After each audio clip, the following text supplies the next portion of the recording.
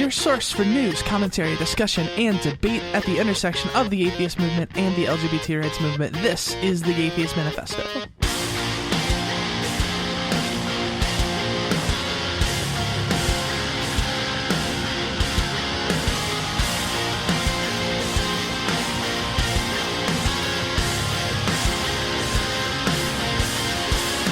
From Answer Media, this is the Atheist Manifesto. I am your host, Callie Wright, joined once again by my co-host, Ari Stillman. What's up, Ari? Hey, it's going pretty well, Callie. How are you? Ari, I was expecting a joke. You usually do a funny thing. Yeah, well, sometimes life isn't funny. That might be the most emo thing ever said on this show. So, well done. It's going to be a depressing episode, people. Oh, as you have come to expect from this glorious podcast. I was going to say, if they're still listening, I think they know at this point. Sometimes there's funny. I got some funny for the end, but that's true. And we for have, now, let's be sad. Right. And we have already decided that next week's episode is going to be a good news episode. So you have that to look forward to. So before we get into our first story, there's something that I wanted to share. I kind of had an important realization the other day, and it wasn't really a good one. Sorry to start off the show on such a down note, but like that's kind of where we are in the world, right? And trust me, like I said, next week's episode, good news episode, because holy shit, do we need that? So I was at work the other day, and most of the people that I work with, as far as I know, are pretty progressive or progressive-ish, or they just don't ever talk about politics. And frankly, at work, I would really rather it just not come up. But of course, life doesn't work that way. And there's this guy that I work with. He's the unapologetic Trump supporter that can just never shut the fuck up about it. And like, I've heard this guy make more dismissive jokes about being triggered than I've ever heard the entirety of my circle of friends talk about actually being triggered. Like, the guy always jokes about like, oh, I'm so offended. I'm going to HR. I'm so triggered. Like, he's a real peach. I love triggered jokes because they make it so easy for me to talk about things that I actually experience and not feel like people are looking down on me or making fun of me for using words that I use with my therapist every session. Right. It's great. And sarcasm. And because I have a new schedule, I end up working with this guy kind of often, like more than I used to. And the guy literally never misses a chance to bring up Trump or some conservative thing and, you know, meh, meh, refugees, meh, meh, healthcare, meh, meh. And like, I just want to scream at this guy. Like, I promise that I am way further to the left than you are to the right. I spend most of my life doing leftist activism of one kind or another. And even liberal SJW snowflake Callie Wright can go a day at work without bringing up politics because that's not why the fuck I'm at work. I don't want to argue with people there. I don't want to have discussions about it there because I have no choice but to interact with these people to get a paycheck. And I would frankly rather not know what their political views are. And here's the thing. He knows I'm trans. There are other trans folks that work where I do, and he's never mean. In fact, he's actually a really nice guy. When we work together, if he's going to lunch, he'd be like, hey, I'm going to grab food. Do you need anything? We commiserate over shitty customers. And like, if I didn't know he was a Trump guy, like I'm sure I'd like him well enough. And honestly, most of the time, like when we're talking, like sometimes I can even forget his shitty views because again, like if I want a paycheck, I kind of have to figure out how to work with the guy. Right. And so a week or two ago, we're working together and he starts in on it. And you're like, oh God, Chad, not again. Exactly. But I usually keep my mouth shut because again, it's work. And, you know, anyone who listens to the show knows that I am not the keeping my mouth shut type. But you know, again, like I'm at work and I need a paycheck. Right. So like, I'm not going to go there. And he gets a few other people in on the conversation, including someone who I had sort of assumed was vaguely conservative, but I'd really avoided talking about politics with. And this is a guy I really do like. He knows I'm trans. He congratulated me when I told him about my surgery date. He was happy for Celeste and I when we got engaged. He's helped me a lot at work. He pushed for my promotion. He used to tell me all the time that I wasn't allowed to leave because he really liked me and I was good at the job and he loved having help from someone who knew what they were doing. And because of all of this, I tried so hard to avoid knowing this guy's politics because I kind of got the impression that he was a conservative. But sure enough, in this conversation, he jumps right in. Immigrants are stealing jobs. We're spending money on healthcare for immigrants. You don't have the right to anything unless you're a citizen. We have to be careful of refugees because they could be terrorists, and on and on and on and on. And this is a guy I actually considered to be a friend, like not a close friend, but I definitely saw him as more than just like a guy that I work with. And I have zero doubts in my mind that if I needed help, that he would help me monetarily or otherwise. Like he's that kind of guy. He's generous. He likes to help people out. And so this created a little bit of cognitive dissonance. And it only took me a second to realize what I feel like I already should have known. He doesn't like and care about me. He likes and cares about me with an asterisk at the end, right? There are conditions. If I had been the same person, but born on the wrong side of a line on a map, if I'd been born into different economic circumstances, he wouldn't care about me. I'd be one of the same people he's dismissing in this conversation I was witnessing, regardless of whether or not I was the same person otherwise. And this is, after all, the story with xenophobia and racism and classism and et cetera. And maybe it's a sign of my own privilege that it took me this long to get it. And, if someone else had articulated this to me, I'd probably even agree. Yeah, it's shitty loving you and accepting you with conditions like that. It's not really love or acceptance. But of course, it's a different thing to see it happening literally right in front of you. To see it in someone you thought was like maybe misguided, but otherwise a deeply good person. It fucking sucks. It really hurts. Every time I see him now and he goes, "Hey, Callie, what's going on? Good to see you." I want to respond by saying, no, you mean it's good to see white, American-born, middle-class, respectable me. Not just me, it's me with an asterisk, me with exceptions. And I don't think that really counts. So yeah, that was a fun thing to realize. So that wasn't a fun thing to realize or a fun conclusion to come to, but I thought it was an important realization and one that was worth sharing.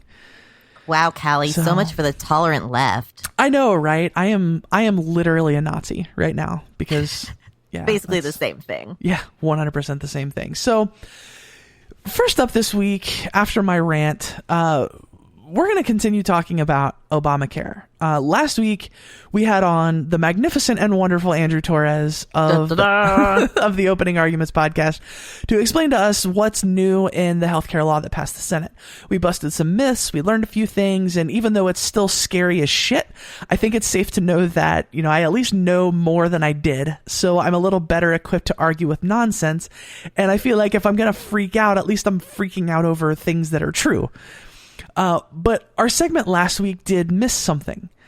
On this show, obviously, we're all about people telling their stories. So a while back, I posted on my Facebook page asking if I knew anyone who'd benefited directly from Obamacare and would be willing to talk about their experience. And I got a really overwhelming response of people saying, this is really important healthcare that I wouldn't have had otherwise, or I'm literally alive because of Obamacare. And I reached out to a few of those folks to see if they'd be willing to talk with us about their interactions with the healthcare system since Obamacare. People with chronic conditions are understandably scared of losing care for conditions that will likely have to be managed for the rest of their lives, because if they lose healthcare and try to get new healthcare, that can be a problem. My friend Christine Niemeyer is one such person. I was lucky in that Obamacare passed before I turned 18. So when I turned 18, I was able to stay on my family's health insurance plan until I'm 26. Right now I'm 24, so I've still got 2 years, provided that nothing crazy happens. And it sounded like it was important, but I didn't realize how important it was. I was young and relatively healthy, so I thought, okay, it's good, I'm covered in case of an emergency, but it's not going to change my life. Well, when I was 19, I started experiencing unbearable abdominal pain, and it was unexplained. The first time it happened, I thought, well, that was weird. Maybe it's like a stomach bug or something, but it kept happening. to the point where I had lost like 20 pounds in a matter of weeks. I couldn't keep food down, and I couldn't, I just wasn't gaining weight. I was losing weight because my body wasn't absorbing the nutrients. But I didn't know that. I didn't know what the heck was going on. I thought that I was like slowly like dying from the inside out. Luckily, I had a good pediatrician who ran some easy like diagnostical tests, like a blood test. And she's like, I think, this could be something more serious. So she referred me to a gastroenterologist, a specialist, and I had to go through a bunch of scans, like a CT scan where I had to drink this like nasty tasting liquid. I had to have a colonoscopy and endoscopy, everything. And that in itself was thousands of dollars. The diagnostic process itself is really expensive. And then when the diagnosis came back, it turned out that I had Crohn's disease. Crohn's disease is a chronic condition. It's not just something that you take medication for a week or two and it goes away. It's a lifelong illness of the digestive tract, and it comes with all of those fun gastrointestinal symptoms that you are probably imagining.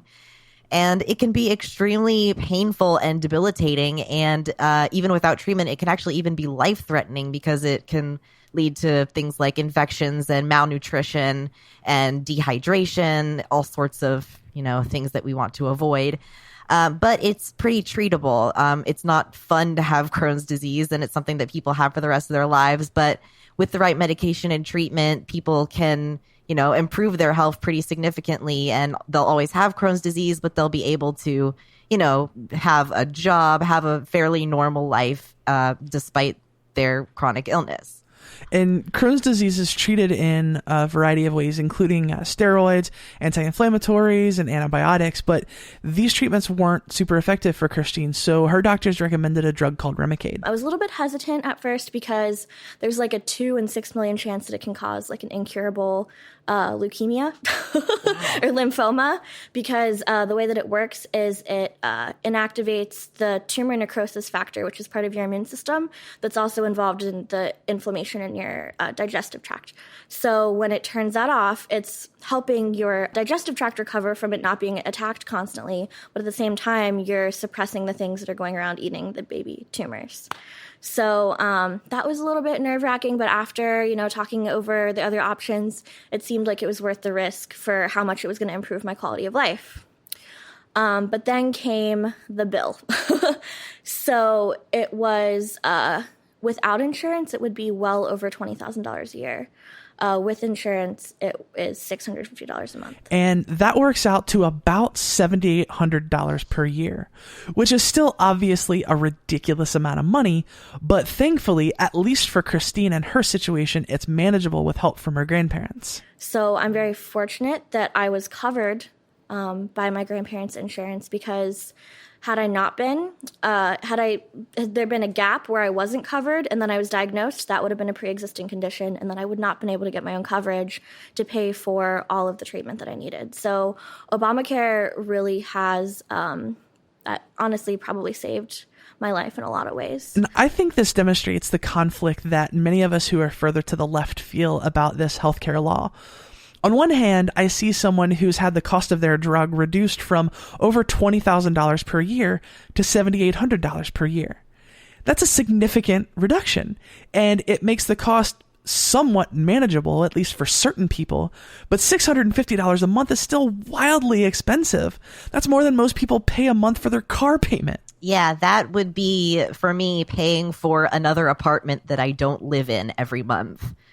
And she is in a fairly good situation at the moment because she's under 26, so she can stay on her family's health care. But when she turns 26, even under Obamacare, she's going to not be able to stay on that plan anymore. And what happens to her then? It really is uncertain.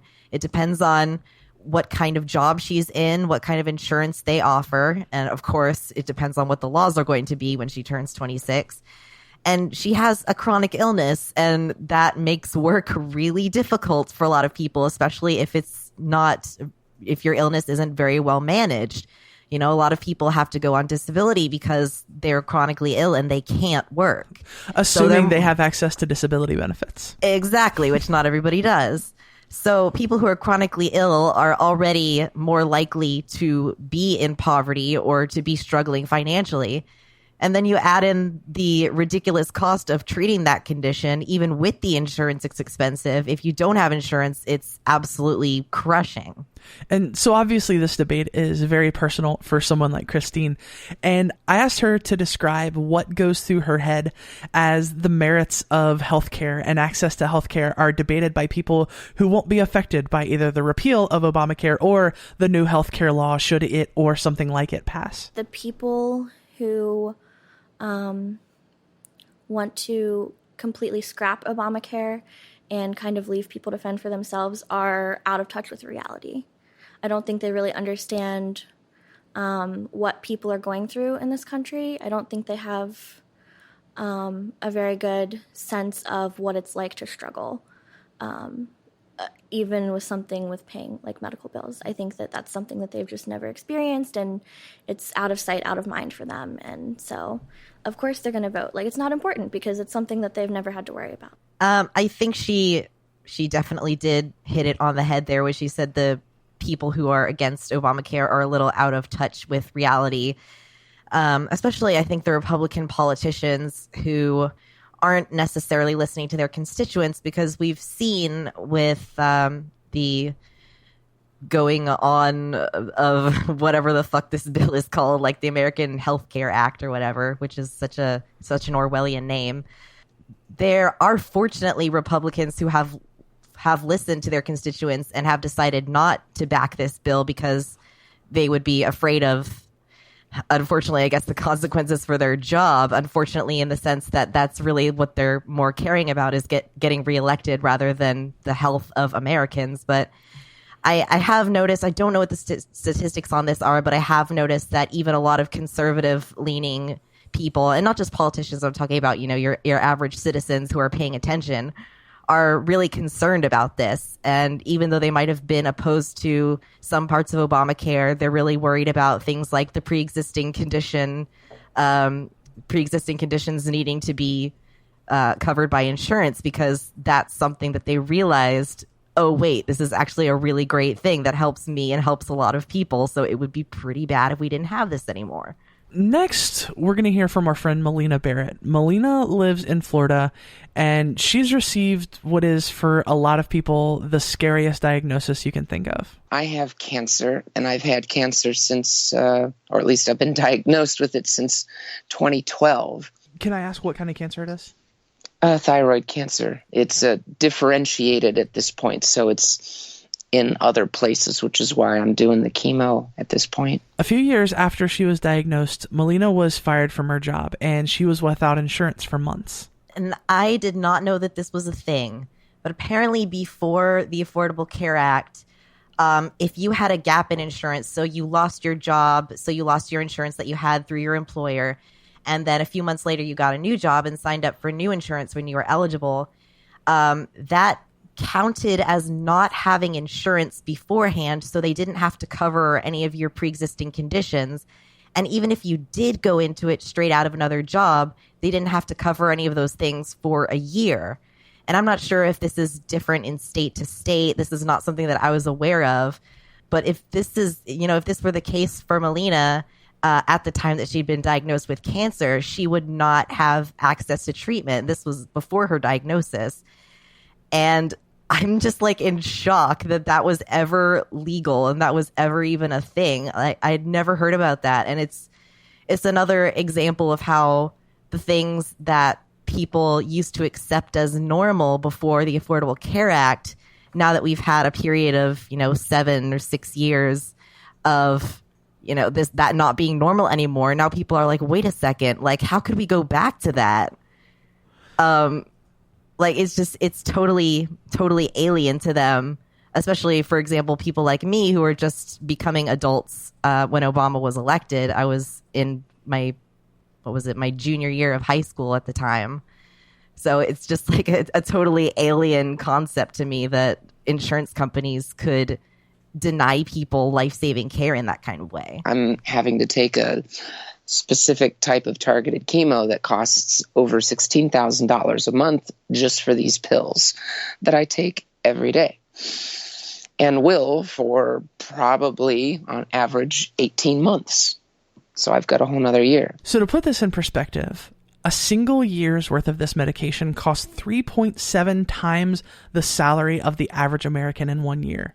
It's unconscionable. I can remember specifically when I worked at a Ford dealership back at the turn of the century, like 99 to 2003-ish. And this was a very large car dealership. They were top 10 in sales for Ford in the nation for years. So it was a big place, and they had other dealerships in the family group. And I remember reading that about pre-existing conditions at the time, and they flat out refused to cover anything that had not been covered by an immediately previous insurance. So if you were without insurance, they just plain wouldn't cover it. But even if you had just come from one to another immediately, they still wouldn't cover it until you'd been on their plan for a full year. So many political debates over this issue seem to completely miss the point. You know, for people in Congress, it's a matter of money and policy and getting votes and appealing to the base. And for some of us, it's literally a matter of life and death. Melina says that if it were not for access to this drug, she probably would still be alive today, but I would probably not be alive for many more years. I mean, as it is, even with treatment, as of 2012, the 10-year survivability of differentiated thyroid cancer is like less than 20%. But that was also before they developed some of the chemos like the one I'm on. And the majority of people that have differentiated thyroid cancer are significantly older. So, you know, it's even there, it's not quite as bad for me because I'm still in my 30s instead of in my 50s or 60s. But it's still kind of depressing every time I think about it. And unfortunately, after this interview was recorded, Melina reached out to me to let me know that she got a report from her doctor telling her that the chemo she's taking doesn't seem to be working.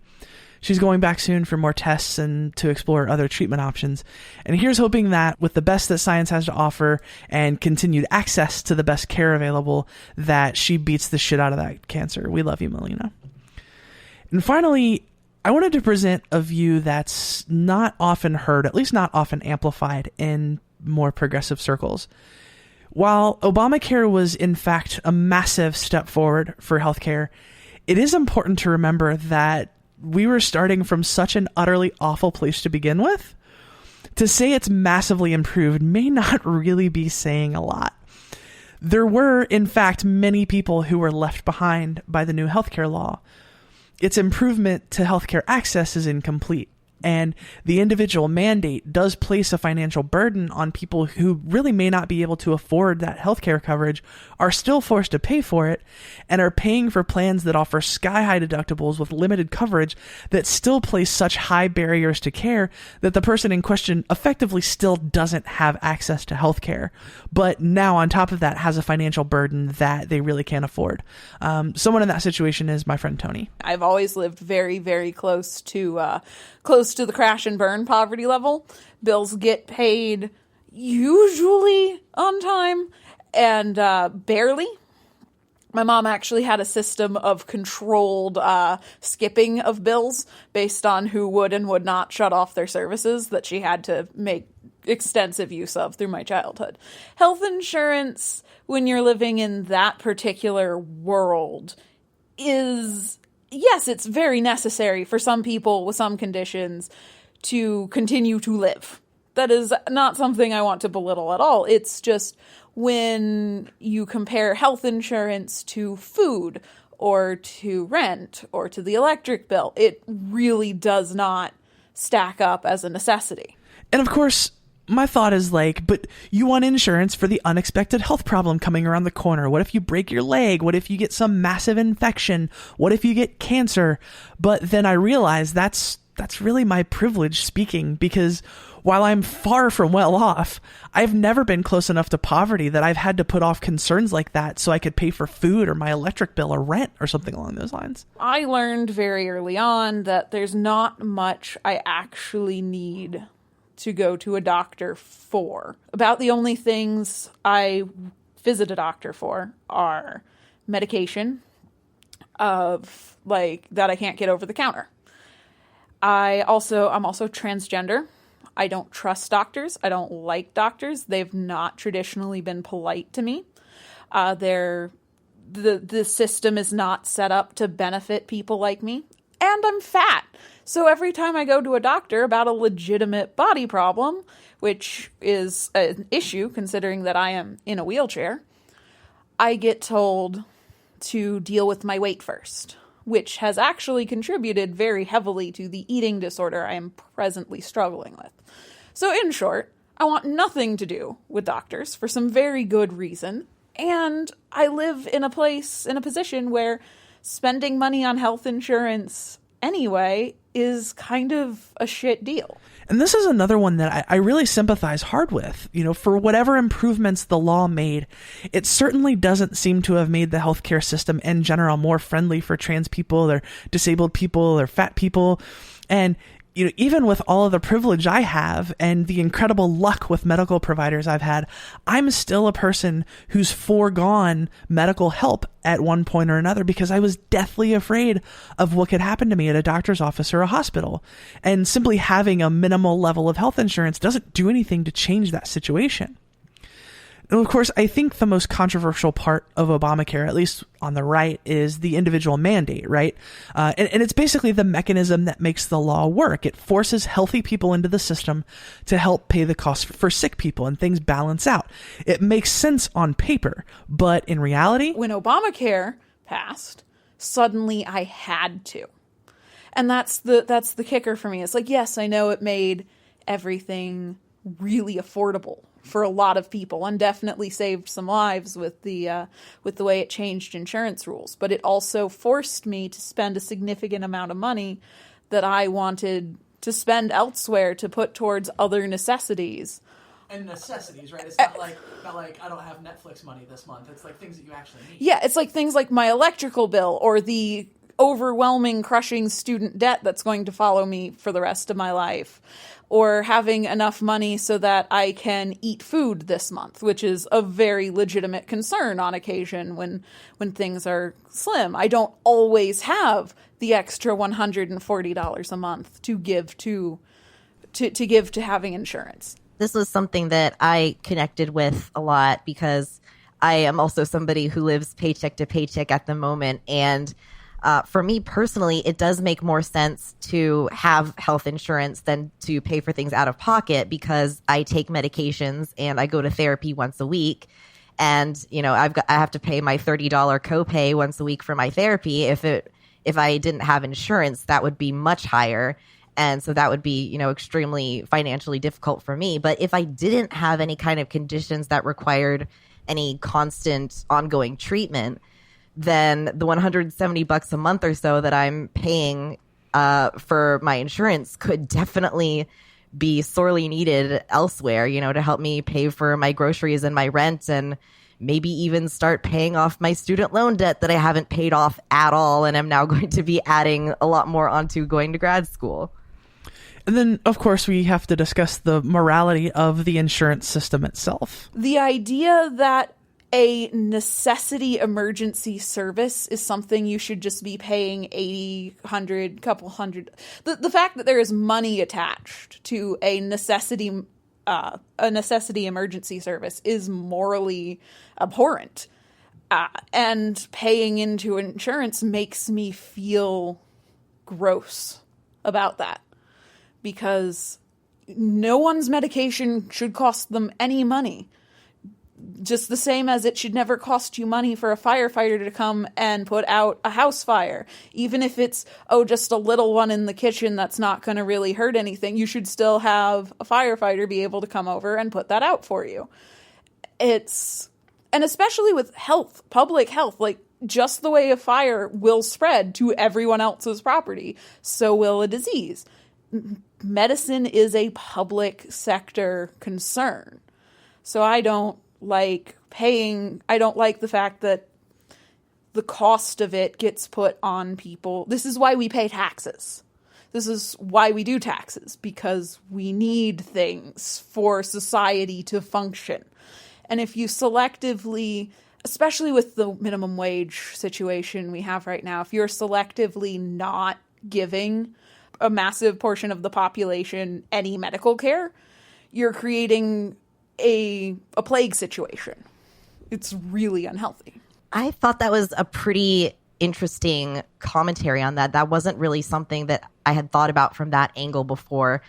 It's kind of got a little libertarian flair to it, because Tony's like, why should I think this entire system is immoral, so why should I have to pay into it? Like, you don't have to go to war if you're a conscientious objector, so why should I have to pay money into the system? And if Hobby Lobby doesn't have to cover their employees' contraception because of the owner's religious beliefs, then why should Tony have to pay to prop up the system they think is immoral?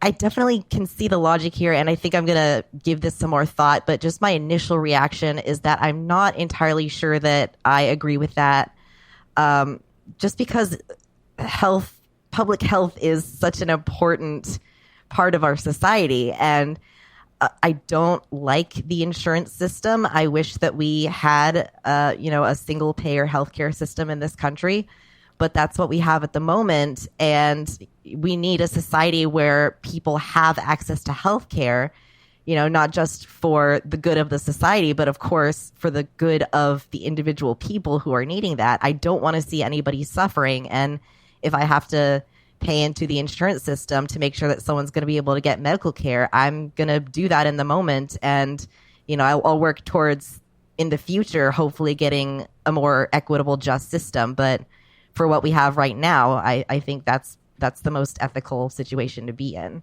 Yeah, to be honest, Tony's argument challenged me too, because I mean, I in the same place as you, right? Like, we all pay into this system and blah blah blah, and but the idea is that if we're all paying into the system, we should all be being helped by it.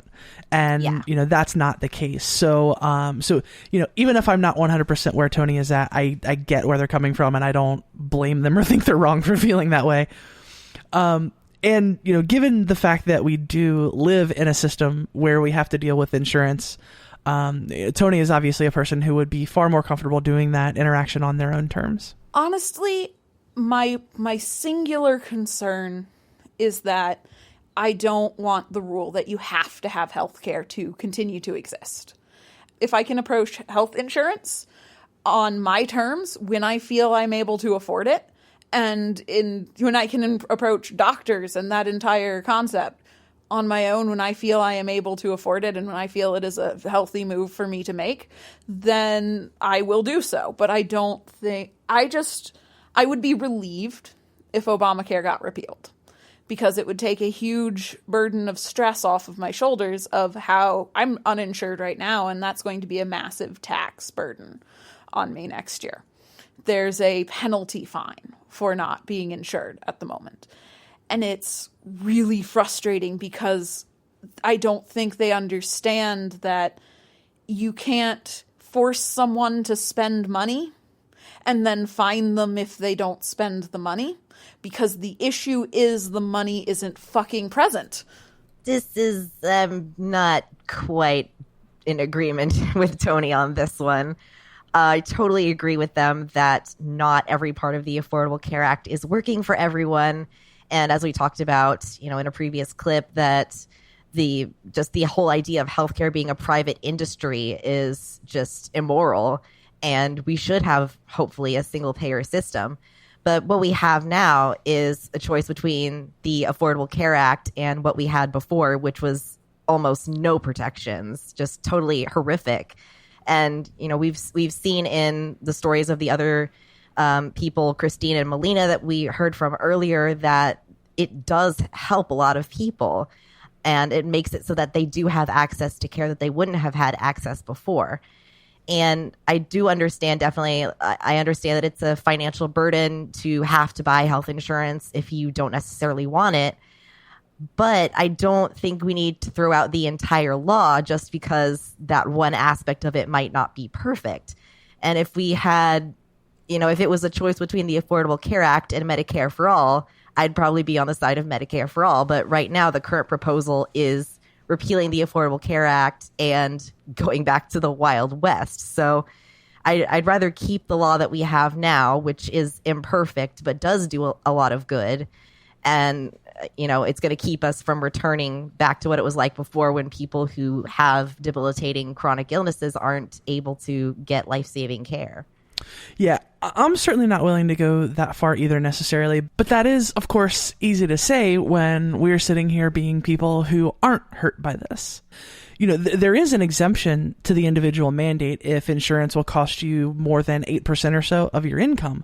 But I mean, when you're in a place where you have to budget literally every single penny, even 8% or more of your income is something that can put a very serious burden on you. So, you're forced to buy the insurance or take the penalty. And if you buy the insurance, your deductibles and copays are so high, you're still left effectively without health care. So for some people, it seems to be like one of those childhood games of keep away, right? The healthcare situation keeps getting tossed back and forth between conservatives and liberals, and there are still so many people in the middle who never even get to touch the ball. Other countries operate based on the idea that healthcare is a human right, and the evidence shows pretty universally better healthcare outcomes as a result. There's no excuse for the U.S. not to do the same, except its own goddamn disgusting greed. We have to do better than this. For people like Christine and Melina, who now have access to life-improving and life-saving treatments thanks to the step forward that Obamacare represented, we need to hold on to this. But we need to keep pushing for single payer or Medicare for all for the people like Tony, who are still left behind and who are still not any better off because of the law, and maybe even a little worse off because of the law. We have to do better.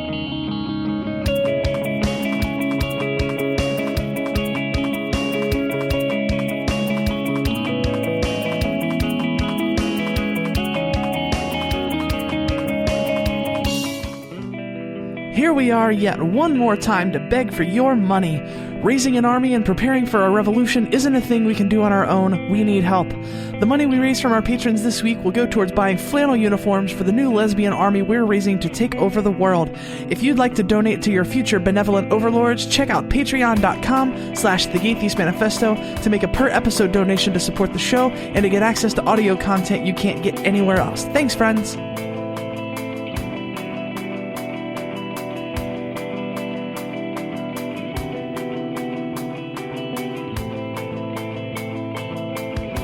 Welcome back to the show. Atheist Republic is the largest atheist community site on Facebook with more than 1.6 million likes. And last week, they had a run-in with Facebook's reporting algorithms that are designed to take down content that promotes hatred or violence. Here to tell us more is the managing director of Atheist Republic, Casper Rigsby. Casper, tell me what happened last week.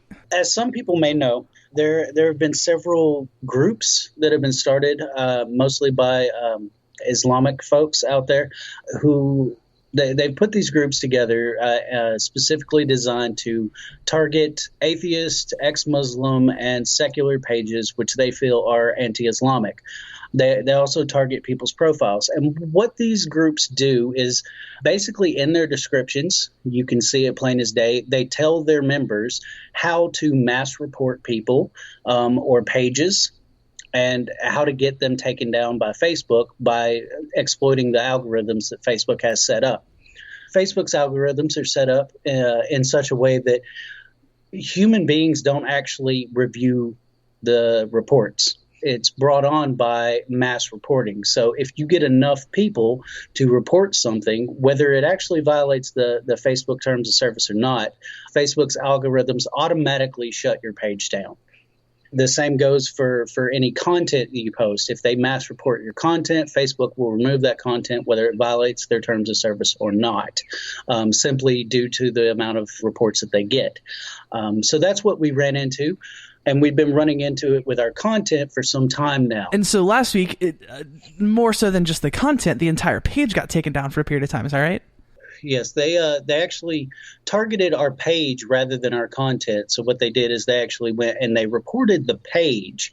We're unsure what they reported the page for, whether it was harassment or anything along those lines. But we do know that they specifically got together and targeted our page in such a way that they all made the same report, which red flagged us through Facebook's algorithms. And so when they take the page down, you don't even get a notification saying what's wrong. So basically, they're going to take your page down and not even tell you how supposedly you can fix the issue. Yes, yeah. They what they do and what they did to us was they unpublish the page, so your page is no longer published on Facebook, which means that your members, your followers, cannot see your page. The admins and editors and other content creators for the page can see the page, but you can't post any new content, and none of the people that follow your page can find it. So basically, if you had searched for Atheist Republic last week, you wouldn't have found it. It wouldn't have been there. And is this the first time it's gone this far with the page actually being unpublished? No, we've had this. This will be the third time that our page has been unpublished. And this is actually the fourth major event for us because our group was also reported, mass reported, and our group was shut down last year. Wow. And so to get is the group public? Like, do people actually get themselves into the group specifically to do this? Yeah, they have to get themselves into the group specifically to do this because our group is private. We make the group private for specifically because we have so many Muslims, people in Muslim countries that are atheists who, under fear of being targeted for violence or murder, cannot be honest about their position. So we make the group private so that they can interact with other atheists around the world and have a community for themselves because they're in a place where they can't be open about who they are and what they truly believe and what they feel. So we're very specific about the members that we let in. However, when you get people trying to join your group, what you run into is people will create fake accounts, and it looks like an atheist that's trying to join the page. And of course, we do as much vetting as we can for anybody that tries to join our group, but there's only so much we can do. Right. I mean, if somebody's a good enough liar, they're going to get past almost anyone. Exactly. And the biggest issue there is, like I said, we do have members who live in Islamic countries where the things that they say in our group could get them in trouble with their own government. Their own government could come after them and imprison them or put them to death for blasphemy. There are several countries that will do that.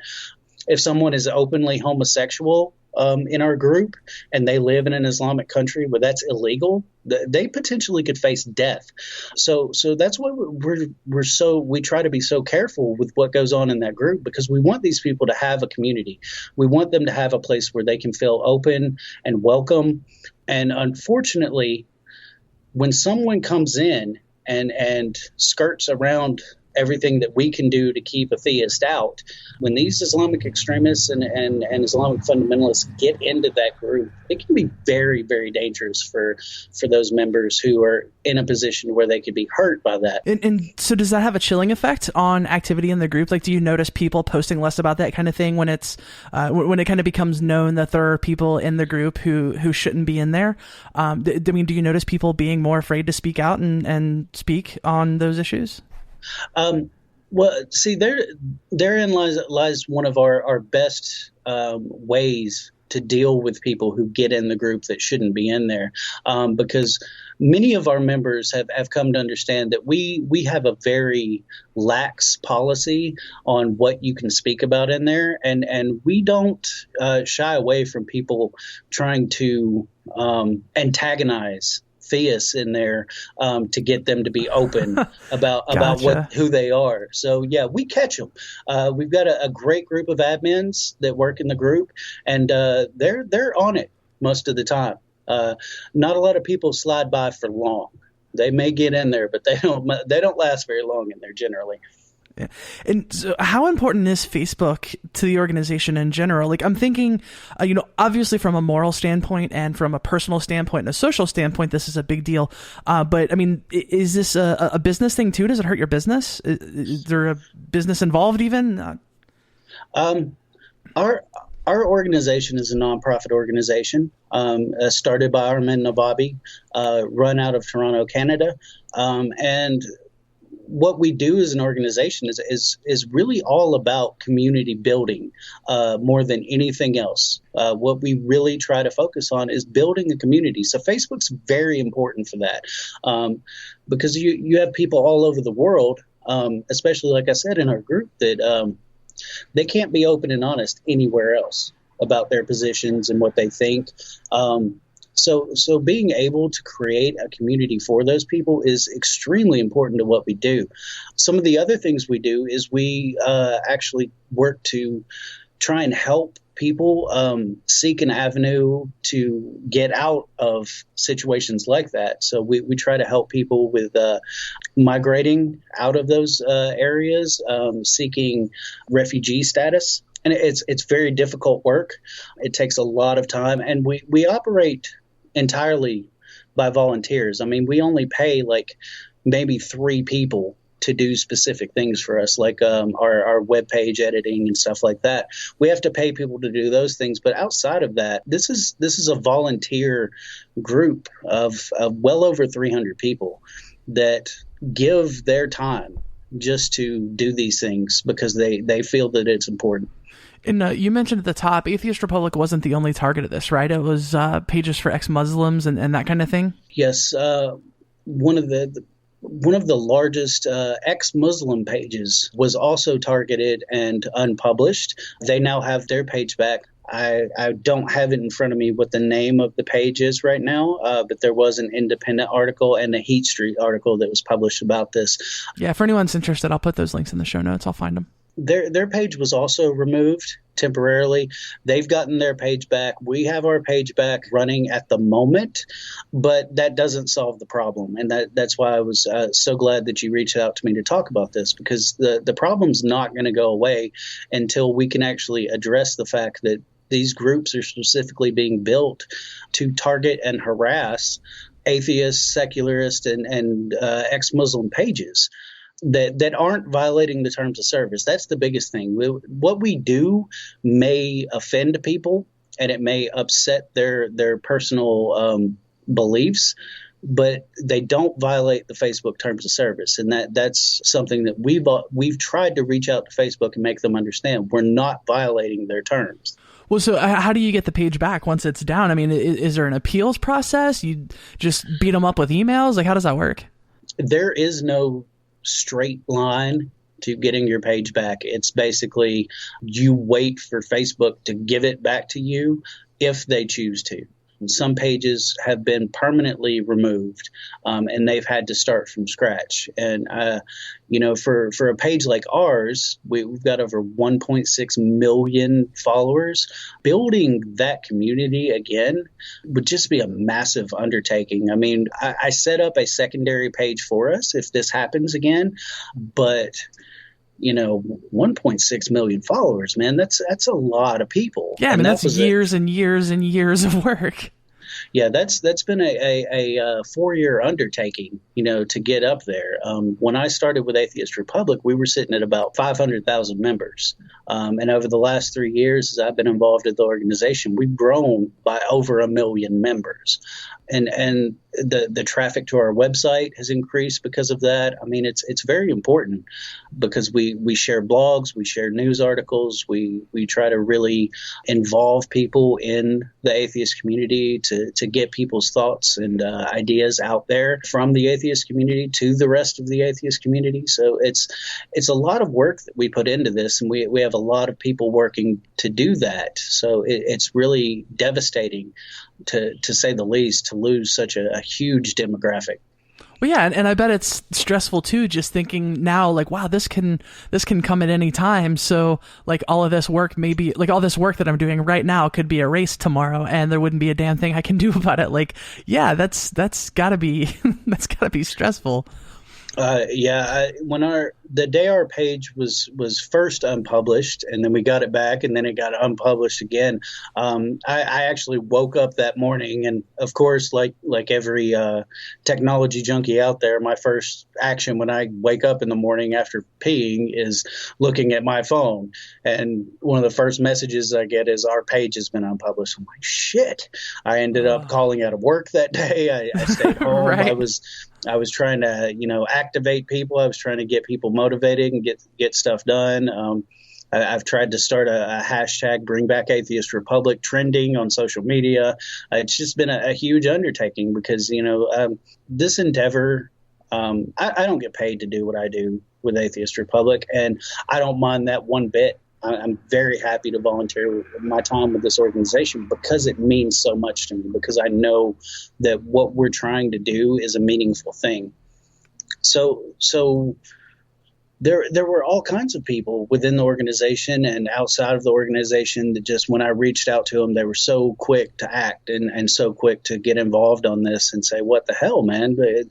Because we don't just do this for us. I mean, we share articles and stuff from the Richard Dawkins Foundation. You know, we get the word out about other pages. We share other pages material. We share people's blogs. We really, our main goal is honestly trying to build a community. And, you know, the fact that we are the largest atheist page on Facebook, it means that it hurts way more than just us. It hurts a lot of people.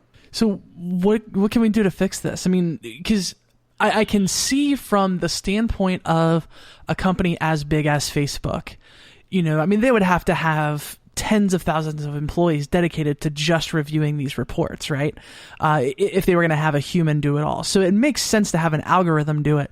But I mean, I feel like there's got to be a better way than just once it hits a certain threshold, it automatically goes away. Like, what are your thoughts on how this could be done better? Armin has actually set out to try and figure out what we can do about that. And one of the things that he's done is start a petition on causes to try to get Facebook to recognize this problem and to whitelist certain pages like ours, the ex-Muslims page and several other pages that they know, you know, that have someone review this, put us on a whitelist so that we're not, so that we can't be destroyed by an algorithm that doesn't actually look at what's going on, and have somebody review it. You know, of course, if you get mass reports, you have to have some way to review it. But like you said, you can't have individuals looking at every single report on here, but you can create, like Armin has said, a whitelist that says, okay, well, these pages, when they get targeted specifically and this huge mass report, there's an issue there, and we need to have somebody physically look at this and see if this is actually true or whether they're just being harassed and targeted. Yeah, and I mean, it's pretty obvious that the system is broken. I mean, I've seen so many posts where people are just outright using racial slurs and anti-gay slurs and anti-trans slurs, and it gets reported and it comes back, well, this doesn't violate our community standards. But then somebody posts like a picture of a Black Lives Matter banner and it's taken down within like 5 minutes, you know, and this is, I mean, Facebook flew a Black Lives Matter flag outside of their headquarters, right? So ostensibly these are things that they're behind and they're things that they support. But somehow the algorithm or certain people in the organization are allowing, you know, actual hate speech to fester, and, you know, where people are just criticizing religion or trying to create a community for marginalized people, whether they're, you know, ex-Muslims or atheists or trans people or anything like that. Like it really hamstrings the whole thing. And I have to imagine there are enough really, really competent people who work for Facebook that they could come up with a better way of doing things. Yeah, we definitely believe that too. And I think one of the bigger things is even as big as of a community as we have, we've actually told our members, don't target these groups in the same way that they've targeted us. Don't do that to them because it's just unethical. What they're doing to us is unethical and it's wrong. And we don't want people to go out and do the same thing to them. They have every right to dislike what we say, dislike what we post, disagree with it as vehemently as they want. But when they go about abusing and exploiting an algorithm like this, it's an unethical act. And we could jump out there and say, hey, target this page, target this group, target these people. And sure, we could probably get enough people to do to them what they're doing to us. I guess somewhat unfortunately for us, we take the sort of moral high ground stance there of like, let's not just jump back at them and do this to them too. Oh, morality. Yeah, right. Yeah, it's a catch-22 sometimes. Well, Casper, I definitely appreciate your time. I love the work that you guys do. You got all our love and support. And if there's anything, I mean, you guys, I have like 1,500 likes on my Facebook page. But if there's anything we can ever do, let us know. And thanks for taking the time. We really appreciate it. Oh yeah, definitely. The one thing that we would ask of everybody out there is try and do what we do. Try and build a stronger community for atheists out there, secularists, and people that believe in what we do. That's what we want, and if we can manage to do that, I think we'll have a much broader impact in the world and a much more cohesive group of people that we can really relate to and have a community with. I couldn't agree more. Thanks for your time. I appreciate it. Oh yeah, always happy. And that, my friends, is going to do it for this episode of the Gaytheist Manifesto. I want to say thank you to Melina and Christine and Tony for sharing their experiences. And I want to say thanks again to Casper Rigsby from Atheist Republic for coming on and talking about what they've been through. You can find the show on Facebook at facebook.com/The Gaytheist Manifesto. You can email us at thegaytheistmanifesto@gmail.com. I'm on Twitter at GaytheistCallie, and you can find the show on Twitter at The Gaytheist. And I'm sure Ari's got a thing. People ask me, how did you get the way you be? Were you always this way? And so I thought maybe we could go in the Wayback Machine, and I have prepared a little quizzy quiz for people. Remember last time when we did the quiz thing, and I was like, hey, people send me your answers, and nobody did it. Well, yes. I'm a lot more famous now, so I think that it'll work this time. All right, let's hear it. Let's do it. Here's my quiz, okay? Which of the following is not a real quote from a paper entitled Acts and Church Doctrine that I wrote for my 11th grade biblical worldview class? Oh my God. There are 5 options. One of these is not real. The other 4 are real. And you will understand why I had to clarify that when I read them. Okay, this is option A. As with the majority of freakish cults, one of the main tenets of Christianity is the addition of more and more believers. Not only do we want more friends to hang out with on Sunday mornings, because the more there are, the greater chance that some of them will be cool, but we are concerned with the destinies of their mortal souls here. We weep at the thought of our fellow men, women, and non-gender normative people suffering for all time at the bottom of a fiery lake of despair, anguish, agonizing regret, and third-degree burns of the spirit. Option B. The tried and true best and most basic manner of scooping souls over to the light side is that long-celebrated and award-winning method known as the guilt trip. By reminding unbelievers, the jaded teenagers of the situation, of all the neat toys God, the self-sacrificing single mother, has given humanity, an evangelizer can easily prod the former into a declaration of faith which they neither feel nor understand. Option C. Anyone attempting to lead wayward souls to the warm, bakery fresh bosom of God in today's space-time continuum should keep in mind the importance of frequent referencing of Scripture. It may serve as a reminder and assurance that no, this religion was not simply made up from thin air, as it has a history dating back thousands upon thousands of years. So even if it is made up, at least it has credentials. Option D. In the paraphrased words of Christ our Lord, truly, truly, I say unto you, love me or else. For those who do not brown-nose me sufficiently will be sold into the slavery of hedonism, including radical self-acceptance, the rejection of tradition for its own sake in favor of evidence-based living, great sex, and just generally saying and doing whatever you feel like and having a pretty great time. And option E. As a modern-day evangelist, by telling the tale of how you came to cast off the chains of sin and alternately hold out your bared wrist to the shackles of organized religion, you open the listener to the knowledge that a relationship with God and or Jesus does much more than simply decide the fate of one's eternal soul upon death, but has profound effects on the earthly life as well, such as mandatory conversion to republicanism and the giving up of any extra sleep you may have previously been privy to on Sunday mornings. So, if you want to guess which one of those was not really a quote from my 11th grade biblical worldview paper, you can message me on Facebook, email me at restillman4@gmail.com, or tack it on to the end of your hate mail for the SJW Circle Jerk. And everyone who gets this answer right will win access to a link where they can read this paper in its entirety and learn the Ari Stillman story. Oh, God. That's amazing. That was a long one. My throat is dry now. If you want to support the show, you can go to patreon.com/thegaytheistmanifesto and make a per episode donation to help us out. If that's not something you can do, you can always head over to iTunes and give us a 5-star review, and that helps us get heard by more people. Before we go, I want you to know that if you're lost, you're hurting, you're scared, if you feel like no one cares and no one understands, you need to know there's a community out here that loves you, cares for you, knows that you're capable of amazing things and that you are worthy of love. If you're struggling, please don't be afraid to reach out. Until next time, friends, this is the Gay Theist Manifesto.